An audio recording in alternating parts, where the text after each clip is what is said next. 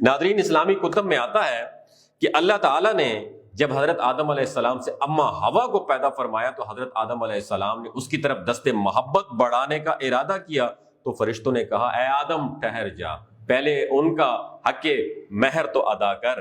तो आपने फरमाया हक़ महर क्या है? तो फरिश्तों ने अर्ज किया, उनका हक़ महर यह है कि आप हमारे सरदार हजरत मोहम्मद मुस्तफ़ा सल्लल्लाहु अलैहि वसल्लम की ज़ात अक़दस पर 3 बार या 10 मरतबा दुरूद पाक पढ़े। और फरिश्तों की चुनाचे हजरत आदम अलैहिस्सलाम ने दुरूद पाक पढ़ा और फरिश्तों की गवाही से आपका हजरत बीबी हवा से निकाह हो गया। अल्लाह ताला ने जमीन और आसमान बनाने से पहले फरिश्तों को पैदा फरमाया, फिर जिन्नात को आग के शोले से पैदा किया गया, फिर उसके बाद इंसानों को पैदा किया। सबसे पहले इंसान अल्लाह के प्यारे नबी हजरत आदम अलैहिस्सलाम है और उसके प्यारे रसूल भी हैं जो शरीयत से लेकर अपनी औलाद की जानिब भेजे गए शरीयत लेकर।